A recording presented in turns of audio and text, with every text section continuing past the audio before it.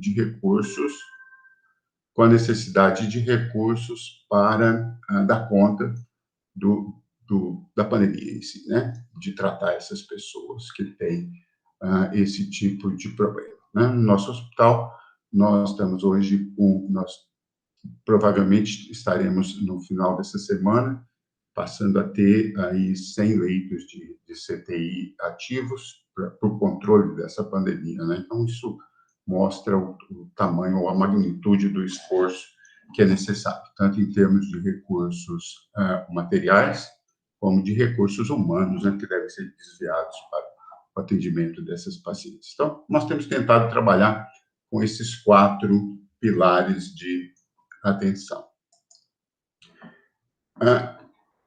Nessas 3 principais doenças, 3 principais tumores ginecológicos, o câncer de colo, o câncer de endométrio e o câncer de ovário, a cirurgia, ela representa um pilar fundamental do tratamento desses pacientes. A grande maioria desses pacientes, em algum momento, requer uma intervenção cirúrgica e, muitas vezes, intervenções cirúrgicas maiores. Então, o desafio para a gente é oferecer tratamento, tá? Oferecer tratamento para essas pessoas, não só o tratamento cirúrgico, mas o tratamento sistêmico e minimizar os riscos. Nesse sentido, é uma recomendação que a gente vê em todos os guidelines, né? Começando pelos europeus, americanos, nós estamos todos aqui tentando aplicar também, o número de procedimentos cirúrgicos, em geral, tende a ser reduzido, né? É uma das coisas que foi feita e está sendo feita, né? Principalmente cirurgias que têm tempo cirúrgico prolongado, que têm previsão de perda sanguínea maior, que tem risco de infecção para a equipe, aí talvez aí a questão da cirurgia minimamente invasiva sem os devidos equipamentos, e cirurgias que impliquem risco de admissão em terapia intensiva, porque os recursos não estão disponíveis. No nosso meio aqui, né, tem um levantamento, o Jurandir até vai discutir isso na comissão de assistência hoje, mas se a gente compara os nossos dados desse período com o mesmo período no ano passado, nós tivemos aí uma redução de 60% no número de procedimentos cirúrgicos. Assim, é um negócio assim, difícil de imaginar o que isso vai ocasionar aí no futuro. Então, essa é a magnitude da redução dos procedimentos no nosso meio, tá? Mas há uma redução de procedimentos cirúrgicos em oncologia no mundo todo.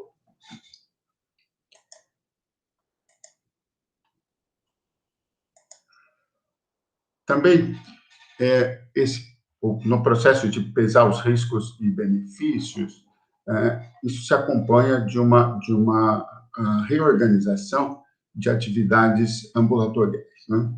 Restrição do número de consultas, novos pacientes estão sendo admitidos em situação mais urgente. Então, muitos pacientes acabam não sendo admitidos porque toda a rede de encaminhamento dos pacientes para tratamento oncológico está comprometida. Os próprios pacientes tendem a não procurar o serviço de saúde, isso tem sido visto no mundo todo, tá? Pacientes têm menos disponibilidade de entrada no sistema de saúde através das unidades básicas, e mesmo o encaminhamento para os hospitais, principalmente os grandes hospitais, que, como o nosso, foram transformados em hospitais prioritários para o atendimento de Covid, tem sido limitado. No nosso serviço, nós recebíamos em torno de 12 a 13 pacientes por semana, e agora isso está limitado aí a 5 ou 6 no máximo. Então, o que acaba acontecendo é que as consultas que são priorizadas como novos pacientes, aqueles que estão em situação mais urgente, ou aqueles que conseguem procurar o sistema, e aquelas pacientes que estão em tratamento ativo para neoplasia, pacientes que estão, por exemplo, no meio do processo de tratamento quimioterápico ou radioterápico, elas continuam sendo atendidas, ou mesmo pacientes que tinham cirurgia programada lá antes do período da pandemia, algumas tiveram seu tratamento modificado, mas a maioria acaba sendo atendida. Uma outra estratégia na reorganização do atendimento ambulatorial, que tem sido importante no controle da pandemia, é a limitação do número de pessoas envolvidas no atendimento. A gente sabe que o atendimento oncológico ele é multidisciplinar, e isso implica na presença de múltiplas pessoas.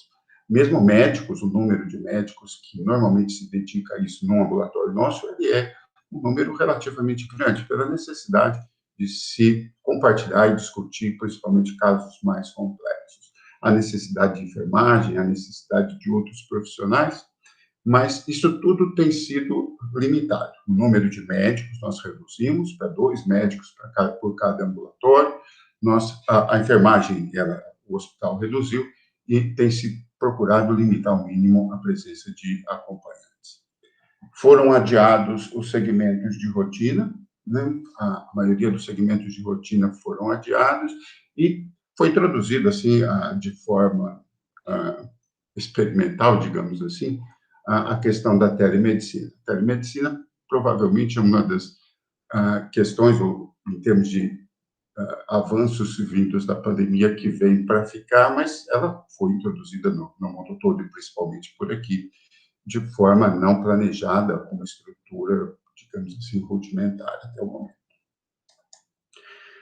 Bem, qual é o impacto disso nessas diversas condições? No que isso impacta? Alguns aspectos são bem conhecidos dessas neoplasias. Por exemplo, o câncer de ovário é sabido, tá, que a sobrevida de médio e longo prazo dessas pacientes é extremamente dependente de se fazer um diagnóstico ainda em condição de tratamento. A gente vê que a grande maioria dos casos é diagnosticada em estádio 3 e 4. O estádio 3 aqui representa cerca de 40% dos casos que são diagnosticados, em torno de 30% são estádio 4. Uma minoria é estádio 1, mas o que eu gostaria de chamar a atenção é isso. Se, ao invés de recebermos essa paciente no estádio 3, que já é difícil de tratar, tá? Que a gente vai ter aí uma sobrevida média, tá?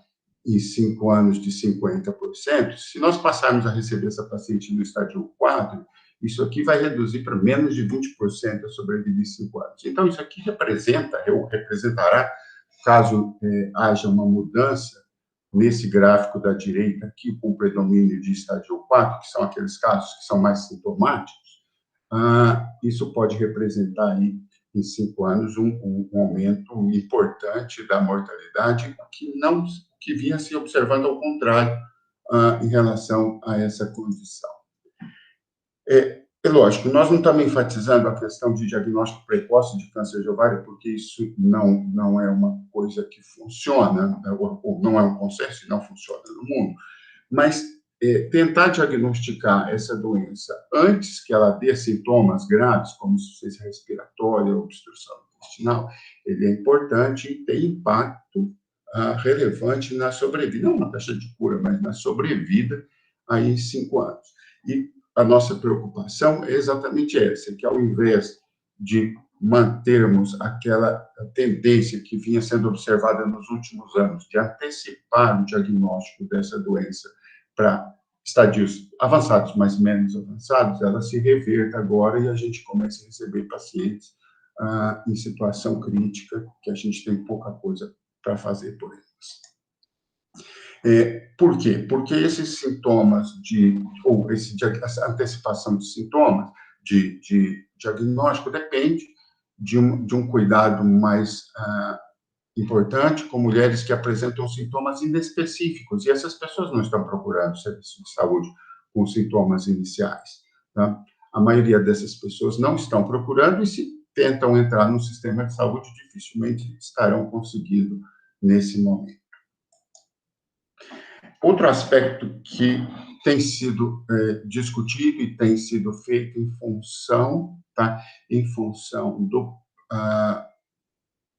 problema de reduzir procedimento cirúrgico, muitos serviços no país, no mundo todo, têm alterado a sequência ideal de tratamento. A sequência ideal de tratamento no tumor de ovário é feito o diagnóstico proceder-se um procedimento cirúrgico para estadiamento e tentativa de citorredução, remoção da maior parte do tumor, mesmo em tumores avançados. Por quê? Porque a gente sabe, essa é uma característica do nosso serviço, que pacientes que a gente consegue fazer a cirurgia completa desde o início, nós temos uma sobrevida muito superior àquelas pacientes que têm doença residual após o primeiro procedimento. Mas, em função do tamanho desse tipo de procedimento, dos requisitos em termos de transfusão sanguínea, da taxa de admissão de CTI, tem se optado, muitas vezes, por fazer apenas uma biópsia e inverter. Fazer a quimioterapia primeiro, tá? E depois a cirurgia em um determinado momento. Isso, assim, pode ser que, se isso vai trazer um impacto negativo, ninguém sabe. Mas o que acontece é que esse processo, ou essa pandemia, ela é totalmente imprevisível. E essa estratégia de se inverter, fazer quimioterapia ou tratamento sistêmico antes da cirurgia, vai fazer com que, dentro de 4, 5 ou 6 meses, você precise operar. Tá? Então, o que vai acontecer é isso. Essa quantidade de pessoas que está tendo o seu procedimento cirúrgico adiado em função da pandemia e substituído por um outro tratamento que vem antes, mas requer uma cirurgia depois, pode ser que a gente chegue no momento em que essa paciente tenha que ser operada com menos recursos do que a gente tinha quando ela entrou no sistema. Né? Hoje, seguramente, a gente sabe isso, que aquela paciente que entrou lá no começo de março, que foi optado eventualmente por fazer quimioterapia neoadjuvante, ela está ficando pronta para ser operada agora, nesse mês ou no mês que vem, e o recurso do sistema é muito menor do que a gente tinha naquela época. Então, isso traz para a gente uma dificuldade muito grande. Hoje a gente imagina que daqui a 5 ou 6 meses a gente vai estar numa condição melhor, mas quem sabe? Outro aspecto que também é bem relevante em relação ao câncer de ovário, esse é um trabalho feito pelo Vinícius, do nosso grupo também, que mostrou que no estado de São Paulo, isso é um levantamento de torno de 6 mil pacientes no estado de São Paulo, que aquelas pacientes que são tratadas, aqui essa parte azul da curva, que são tratadas em hospitais de grande volume, ou seja, hospitais que operam mais de 20 casos por ano, e que são hospitais de ensino, no estado de São Paulo, tem essa classificação, hospitais de ensino, eles ganham, essas pacientes, independente de todos os outros fatores, essa curva é uma curva ajustada, elas ganham em torno de 1 ano de sobrevida a mais do que as pacientes tratadas em pequenos hospitais, que recebem poucas pacientes e com equipe não especializada. Uma outra coisa que pode estar acontecendo, ninguém sabe direito, mas pode estar acontecendo isso, é uma descentralização do atendimento desses pacientes, visto que os hospitais desse porte, agora, na maioria das situações, estão dedicados ao tratamento do Covid. Isso a gente pode estar observando daqui a algum tempo o impacto também dessa eventual descentralização ou da falta de acesso desses pacientes aos hospitais desse nível de grande movimento e com hospitais de escola, hospitais com protocolos estruturados. Então, em termos do câncer de ovário, o que nos preocupa são essas questões. A paciente que atrasa o seu diagnóstico por não procurar o serviço, a inversão do tratamento, e a gente não sabe qual é a consequência disso, e, eventualmente, essas pacientes estarem sendo atendidas aí em hospitais que não são hospitais ideais para o tratamento dessas pessoas. Do ponto de vista de guidelines internacionais, esse é um guideline europeu, mas é adotado pela FIGO. Então, a orientação é, na suspeita de uma doença inicial, fazer essa avaliação completa e, se for realmente doença inicial, que é aquele grupo menor ali, de uns 30% dos casos, se fazer a cirurgia. Os outros 60% que são de doença avançada, considerar biópsia e quimioterapia neoadjuvante, postergando a cirurgia, e pacientes com quimioterapia neoadjuvante, que normalmente a gente faz 3 ou 4 ciclos e depois opera, eventualmente considerar 6 ciclos. Tem uma outra questão aí, que é a terapia de manutenção, que tem entrado como um aspecto importante do câncer de ovário, mas nós não temos aqui ainda, então esse aspecto a gente não vai discutir, mas o que tem se recomendado é por não iniciar a terapia de manutenção nesse momento, para não, por dificuldade em controle de toxicidade que requer muitas visitas ao hospital.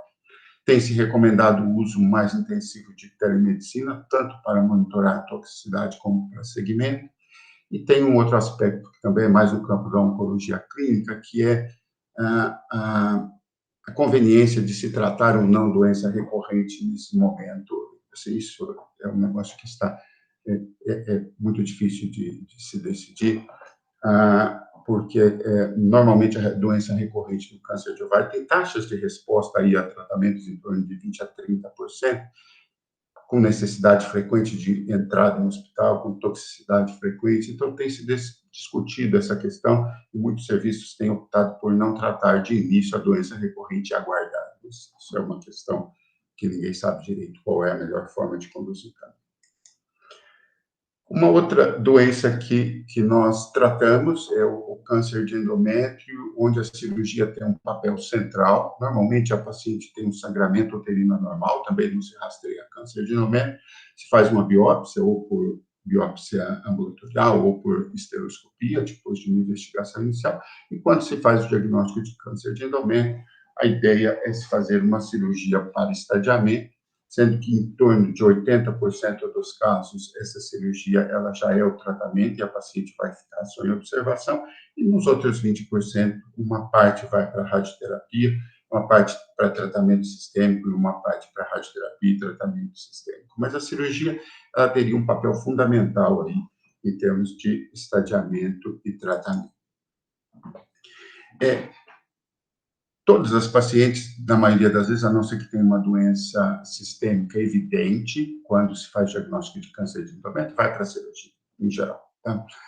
Mas existem alguns fatores que, de uma certa forma, conseguem predizer se essa paciente é de alto ou baixo risco para recorrência. A maioria dessas questões são mais vistas com mais precisão após a cirurgia, mas dá para se ter uma ideia no pré-operatório. Tá? Então, por exemplo, pacientes com tumor invasão superficial do miométrio, grau 1 ou 2, do tipo endometriose, normalmente têm um risco mais baixo de recorrência. E as outras situações, tumor grau 3, invasão profunda, envolvimento linfovascular, histologias atípicas ou envolvimento do colo, elas têm um índice mais alto de recorrência. Tem outros fatores que são envolvidos no risco de recorrência, mas esses são fatores que dá para você identificar antes de operar. Isso pode ter alguma importância na hora de decidir o que fazer com as pessoas. O que se tem discutido na literatura é que pacientes com baixo risco, tumores, principalmente o subgrupo grau 1, eventualmente poderia se considerar o adiamento da cirurgia e início de hormonioterapia sistêmica ou com sistema intrauterino liberador de progesterona, ou progestagina. Pacientes de alto risco precisariam, mesmo nesse momento, serem submetidas à cirurgia. O que se tem recomendado é uma redução do tamanho da cirurgia. Por exemplo, tem se recomendado que não se faça, na maioria das vezes, a linfadenectomia, que aumentaria o tempo operatório, o risco de admissão em CTI, o risco de perda cirúrgica, e que se faça a conduta pós-operatória, a decisão se vai fazer radioterapia ou, eventualmente, quimioterapia, apenas baseado nos fatores uterinos, que são os dados que seriam obtidos pela retirada apenas do útero e dos ovários. E a outra questão que tem que se discutido bastante é a questão da cirurgia minimamente invasiva, que o que demonstra a literatura, embora tenha algumas opiniões diferentes aí, o que demonstra a literatura é que a cirurgia minimamente invasiva é vantajosa para a condução das mulheres com neoplasias de endométrio. Existem algumas exceções. Mas, na maioria dos lugares, no mundo todo, a cirurgia minimamente invasiva foi muito reduzida, tá? Com a pandemia, principalmente porque, embora se tenha segurança, ela requer um preparo diferente, requer um equipamento diferente, requer muitos cuidados que, na maioria das vezes, a gente não tem como fazer. Em tumores avançados, que são extrauterinos ou claramente avançados, o que tem que ser recomendado é só uma biópsia para confirmar e o início do tratamento sistêmico. Se isso vai trazer algum prejuízo para as pacientes, não se sabe, mas aparentemente vai, né? Esse é um estudo de 2017, mostrando que se você atrasa a realização do procedimento cirúrgico, você vai tendo um aumento de risco de morte pela doença em 5 anos, principalmente quando esse atraso passa aqui de 3 meses. E esse efeito prejudicial, ele é maior naqueles casos que são considerados de baixo risco, que são justamente aqueles que a gente estava adiando. Por quê? Porque naqueles casos a cirurgia é curativa, tá? Cirurgia é curativa. Então, não fazer a cirurgia nesses casos pode ser que isso tenha um impacto importante aí na sobrevida das pacientes. O impacto é ruim também nas pacientes com tumores de alto risco, mas normalmente essas pacientes, a cirurgia ela tem um papel, mas não é um papel único, né? Porque essas pacientes serão submetidas também à radioterapia ou tratamento sistêmico. Então, o esperado é que isso traga algum prejuízo, sim. O fato de substituir a cirurgia laparoscópica pela laparotomia convencional, que tem acontecido em vários locais, esse é um estudo clínico que, aqui à esquerda, que confirma a segurança da laparoscopia e não havia diferença de sobrevida assim, em um trial clínico. Não é? No entanto, quando a gente olha, por exemplo, a nossa coorte aqui, esses dados são do nosso serviço, nós vemos que pacientes, é uma curva também ajustada, que pacientes que foram tratadas por via minimamente invasiva, embora seja um número menor, têm ido bem melhor, principalmente do ponto de vista de sobrevida global. Não morte pela doença, mas como essas pacientes normalmente são pacientes que têm comorbidades importantes, as complicações no pós-operatório levam à redução do tempo total de vida. Não só a morte, mas agravamento de situações como diabetes, obesidade, como hipertensão, levando a uma redução da sobrevida global. Então, pode ser que essa substituição da cirurgia minimamente invasiva por cirurgia convencional também traga algum prejuízo de médio prazo, né? Esse aqui é um outro dado norueguês, mostrando que o aumento de cirurgias minimamente invasivas reduz as complicações em pacientes com câncer de endométrio. Pode ser que isso tenha impacto também. No câncer de colo do útero, para a gente finalizar o panorama dessa discussão, as principais estratégias que existem para o combate ao câncer de colo do útero são, assim, isso é um consenso. O rastreamento sistemático e tratamento de lesões precursoras tem um impacto enorme no controle dessa doença. Talvez a vacina, pelo HPV, provavelmente, né? A cirurgia nos tumores iniciais e nos tumores avançados, a situação é muito ruim e nós utilizamos radioterapia ou quimioterapia com radioterapia. O rastreamento sistemático ele já não ocorre no Brasil. No Brasil, o rastreamento é oportunista. E, provavelmente, o rastreamento oportunista vai sofrer mais impacto ainda da pandemia do que o sistemático, porque no rastreamento oportunístico depende de uma consulta médica para que se faça o rastreamento, né? Então, no Brasil, isso está praticamente abolido durante a pandemia, né? O impacto na vacinação também não dá para saber se vai haver um impacto, mas à medida que se prolonga a pandemia, a tendência é que menos pessoas sejam vacinadas, né? E no nosso serviço, ou no nosso ambulatório, nós temos aí a questão das cirurgias e do tratamento sistêmico dos tumores iniciais e dos tumores avançados. A recomendação, as recomendações que a gente tem visto nos guidelines são que lesões pré-invasoras diagnosticadas no rastreamento eventualmente poderia se postergar, tá?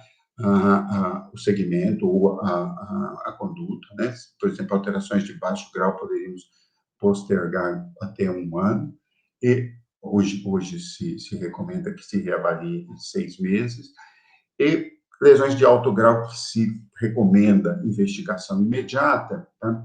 Há alguns guidelines aí, principalmente da Sociedade Americana, que recomendam que possa se postergar por até 3 meses.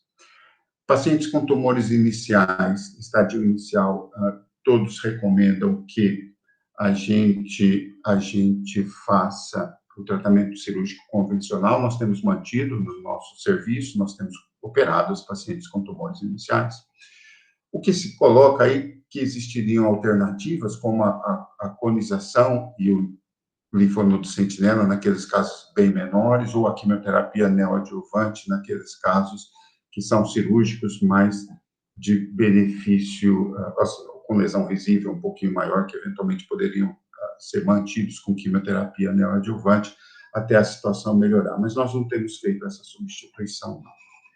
Nos tumores localmente avançados, o que se recomenda, né, é que a radioterapia, que normalmente a gente fraciona aí em 25 sessões, poderia ser fracionada em menos sessões, com dose maior, para que a paciente fizesse menos visita ao hospital. Mas isso também não tem sido uma rotina. E tem a questão da telemedicina para monitorar os efeitos adversos, principalmente de radioterapia, e ao invés de se marcar aquela consulta semanal, eventualmente fazer consultas quinzenais. Bom, mas isso tudo, ninguém sabe o efeito que isso irá produzir. O efeito do atraso da cirurgia, tem uma publicação agora, do mês passado, tem apenas 2 estudos, um de 2015 e um feito agora em 2020, que aparentemente o atraso da cirurgia no câncer de colo do útero não produz. Esse estudo avaliou o atraso de 8 semanas, né, que seriam 2 meses. Não, nesse grupo de estudo não piorou o prognóstico, né, mas ninguém consegue saber exatamente o que vai acontecer em função da pandemia. Um outro aspecto que é relevante para o tratamento oncológico são as chamadas atividades acadêmicas, né? As reuniões clínicas para se discutir casos, né, principalmente multidisciplinar. Nesse sentido, se recomenda, e a gente tem tentado fazer as atividades todas online, mas a gente tem mantido semanalmente a nossa discussão de casos, principalmente do ponto de vista de indicação cirúrgica. Talvez isso possa ser até ampliado para discussões mais amplas a respeito dos casos, já que tem sido uma recomendação, e que o tratamento oncológico ele se beneficia muito dessas discussões, principalmente multidisciplinares, em função da complexidade dos casos. Um outro aspecto que nós temos feito é o aumento das atividades educacionais. Eu acho que é importante para a manutenção da coesão da equipe e até para que a gente possa substituir alguma atividade que não está sendo feita na prática, em função dessa redução importante, principalmente de movimentos. Tem um outro aspecto que a gente ainda não está explorando, mas em função de vários aspectos, talvez o departamento todo precise pensar nisso, que é a questão da teleconferência. Teleconferência, conforme é proposto, a literatura tem trabalhado isso, seria uma forma de você aumentar a participação das pessoas no atendimento das pacientes sem a pessoa estar fisicamente presente, porque a questão do distanciamento social, assim, provavelmente, o que a gente lê em todos os meios que trabalham isso de forma mais séria, provavelmente nós vamos precisar manter o distanciamento social por 1 ano ou mais, ninguém sabe, mas se estima que pelo menos por mais 1 ano você tenha que manter essa política de distanciamento social com redução de número de consultas, com redução de equipe participando do atendimento, e talvez isso seja uma alternativa para você suprir essa questão do número pequeno de pessoas. Não que essas pessoas não deem conta de atender os casos, mas em função da complexidade dos casos, a opinião de outras pessoas muitas vezes é necessária. Tá? Então, talvez a teleconferência seja, com participação virtual de mais pessoas no ambulatório, talvez seja uma alternativa. Bom, eram esses os aspectos que eu gostaria de apresentar para vocês em relação às neoplasias ginecológicas e como a gente tem conduzido isso no nosso serviço e como é o panorama disso no Brasil e no mundo. Agora a gente tem uns minutinhos aí para a gente discutir, para alguém fazer algum comentário que queira a respeito desse tema.